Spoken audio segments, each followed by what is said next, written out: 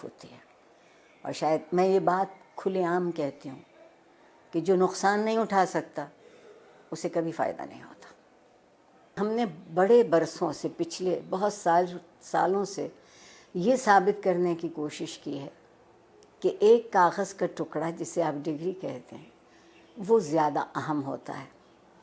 اور اس کے لیے ہم نے نصاب تعلیم کو بھی، آپ دیکھیں نا، اگر مجھے انگریزی کا لفظ بولنے کی اجازت دیں، ملٹیپل چوائسز، کوئز، نہیں، یہ ہم طوطے تو نہیں پڑھاتے نا، ہم حساس ذہین انسانوں کو پڑھاتے ہیں اور ان کے حس اور ان کی ذہن سے کام نہیں لیتے. اس کی بنیادی وجہ یہ ہے کہ جب میری نسل جو تقریباً قبل از مسیح سے ہے وہ پڑھتی تھی تو تعلیم کے ساتھ ایک بڑا ضروری لفظ جڑا ہوا تھا، وہ تربیت تھا.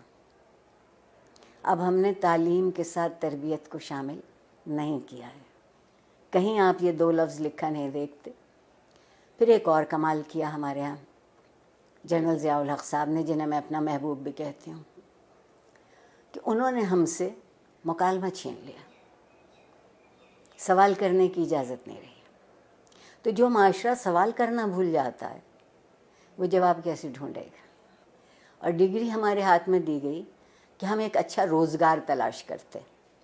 میں کہتے کہتے مر جاؤں گی کہ زندگی کو روزگار چاہیے ہوتا ہے، روزگار کو زندگی نہیں چاہیے ہوتی. ہم کندھوں کا بوجھ بڑھا رہے ہیں، ہم ذہن کو وسیع نہیں کر رہے، کشادہ نہیں کر رہے.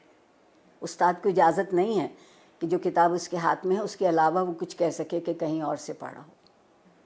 ٹھیک. پھر جو آپ کے یہاں مذہب کی دخل در اندازی ہوئی، زندگی کے سارے خواب 70 حوروں سے منسوب ہو گئے. 70 حوروں سے منسوب ہو گئے. آپ کہتی ہیں کہ جستجو کی ضرورت ہے، آپ کے وزیر اعظم کہتے ہیں کہ سکون تو قبر میں ملے گا. تو جو اس سکون کی تلاش میں، وہ جستجو کیوں کرے گا؟ بیٹھے بیٹھے انتظار کرے گا. ہمارے ہاں پیمانے بدلتے ہیں، ہمارے ہاں معیار بدلتے ہیں. اور جس معاشرے میں انصاف نہیں ہوتا وقت کی مصلحت ہوتی ہے، اور جس معاشرے میں ہر کوئی ریاست کا شہری نہیں ہوتا اور اس کے حق برابر نہیں ہوتے کیونکہ اس کا رنگ یا اس کی نسل یا اس کا عقیدہ یا اس کی زبان ہم سے الگ ہے، تو آپ بتائیے وہاں لوگ ڈھنگ کی زندگی کیسے گزاریں گے؟